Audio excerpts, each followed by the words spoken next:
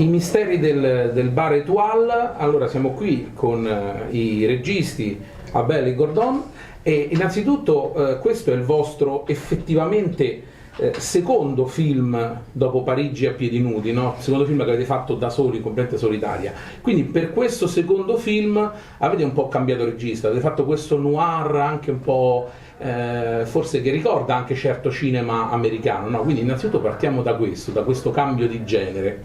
Je pense que c'est la période qui nous a inspiré ce style. C'est la période avec les tensions qu'on ressent fortement et donc il fallait que d'une manière joyeuse et drôle on puisse parler des choses qui nous touchent profondément.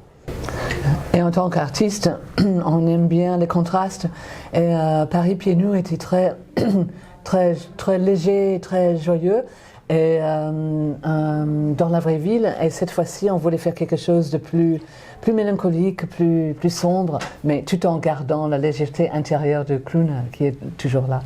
Parlando di clown, voi venite dal teatro e volevo sapere cosa rappresenta per voi il corpo, perché anche nel film, no, vediamo dei movimenti che sono poco usuali, no, nel cinema, siamo poco abituati a vedere questa sorta anche di surrealismo di questi personaggi che di punto in bianco cominciano a muoversi.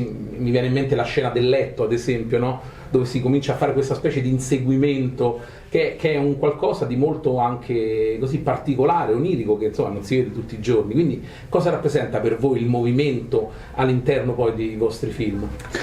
On a compris. Alors les corps, ça dit vrai, ça parle vrai d'une manière plus diffuse et moins précise que la parole. Mais parfois ça nous trahit, parfois ça dit le contraire de ce la bouche est en train de dire. Et c'est un langage universel, ça touche les gens de tous les âges, de toutes les cultures, de tous les pays, de toutes les langues. Et c'est quelque chose qui nous passionne, qui est très présent dans le début du cinéma, le cinéma muet. Et on partage avec cette période des pionniers du cinéma ce goût pour la blague, pour faire rire les gens et de regarder en fait comment nous sommes, tout ce qui nous distingue de la norme, tout ce qui fait qu'on se sent trop petit dans un monde où il faut être grand, ou trop lent dans un monde où il faut être rapide, ou trop gros, ou le contraire, voilà. Tout ça, c'est ça l'humanité et on veut en parler. Tout Odette, il a tout dit. C'est vrai que on aime bien aussi le moment dans la vie où on ne sait pas quoi dire, où on a trop dit. Et les mots, c'est quelque chose qu'on contrôle. Donc ces moments de non-contrôle, c'est pour nous, ça raconte la vie. E poi volevo chiedervi, avete pensato anche che magari i vostri film si possano prestare ad una trasposizione teatrale? Di solito è il contrario, no? Magari c'è un bello spettacolo a teatro e poi dal teatro si passa al film. Invece voi avete pensato di fare l'inverso magari? C'est le même trajet que les pionniers du cinéma, Chaplin, Keaton et tout. On a fait 25 ans de scène et on a trouvé un humour, une relation avec le public et une forme poétique, drôle. Et quand on est arrivé au cinéma, on ne voulait pas lâcher ça. On a pensé que pourquoi devrait-on devenir naturaliste et psychologique?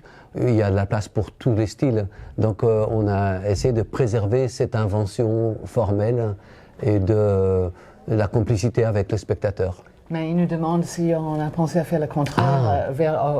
Mais en fait, une de nos pièces était très cinématographique. Ça s'appelait L'Évasion, c'était un polar. Et le cinéma a aussi très influencé notre travail au théâtre. Créer des images,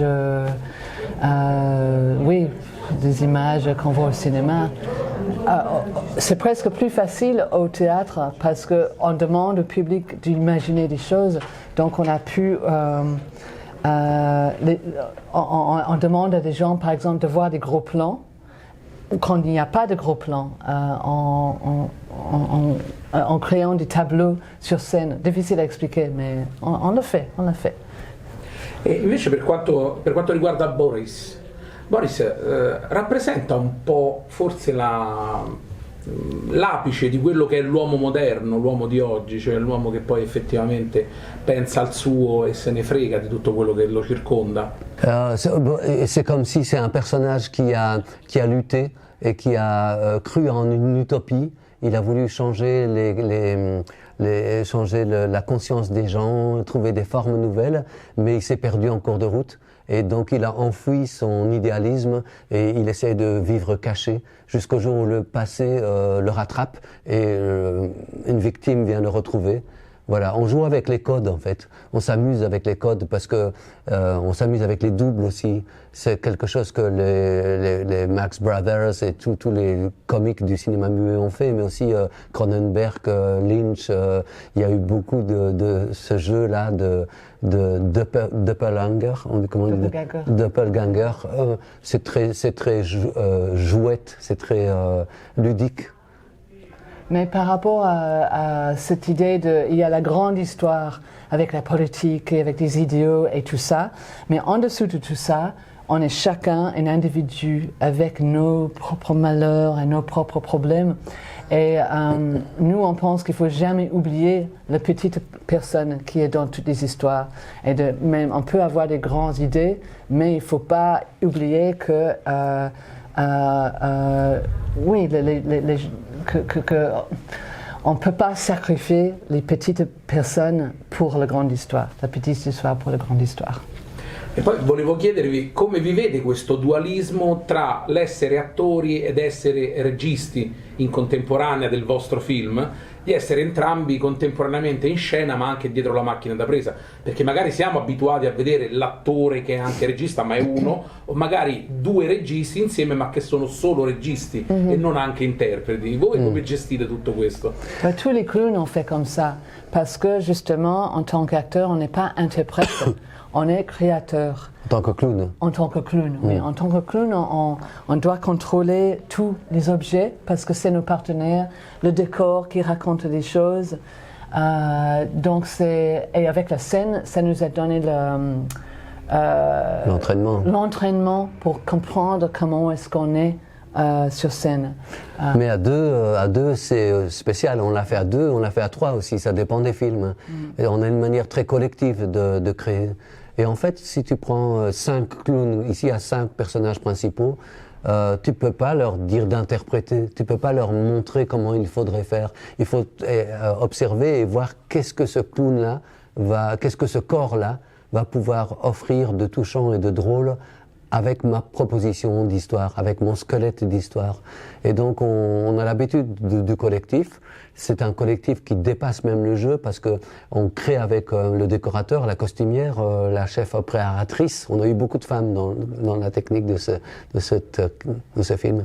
Et avec elles, on essaye de trouver des idées, des formes nouvelles. Et c'est à deux, alors on est un couple aussi. Donc toute notre vie, on crée, on vit ensemble. Et il y a un truc marrant, c'est que quand on écrit l'histoire, on s'envoie des mails. On habite dans la même pièce, mais quand même on discute pas comme ça. On fait une page et puis j'envoie la page à Fiona qui reçoit le mail et qui barre la moitié et qui corrige et qui me le renvoie, de sorte que ça met un peu de distance par rapport à tout ce qui pourrait être confrontation. On a trouvé ce truc-là et ça marche. E il vostro film, dopo il passaggio al Rendezvous, il festival del cinema francese, esce immediatamente al cinema in Italia. Quindi volevo sapere qual è il vostro personale rapporto con l'Italia e cosa vi piace in particolare dell'Italia che diciamo rubereste. Tutto, perché abitiamo in Italia, abbiamo una piccola casa in Liguria, è un piacere. Sì, perché per noi fare dell'olio, facciamo dell'olio e abbiamo limoni e un paradiso. Non, mais le public italien est très curieux. C'est vraiment le pays de la commedia dell'arte. Donc le jeu de l'acteur, souvent quand on parle avec les journalistes, ils sont intéressés par le jeu. Et ça nous fait plaisir parce que pour nous, le jeu, c'est vraiment essentiel dans notre travail. Et l'artisanat aussi, l'artisanat, c'est tellement présent. On est à Rome, on sait plus où regarder, tout est beau. Et je pense que on sent vraiment qu'il y a des mains derrière, il y a la trace des doigts des artistes. C'est un pays d'artistes, donc on se sent bien. Oui. Per chiudere, diamo l'appuntamento per il vostro film al cinema in Italia e per i misteri del Bar Étoile. Allora, il nostro film, Il mistero del Bar Étoile, comincia in Italia il 11 aprile. Venite a vedere il nostro film. Ci vediamo. Ci vediamo. Grazie e complimenti. Grazie.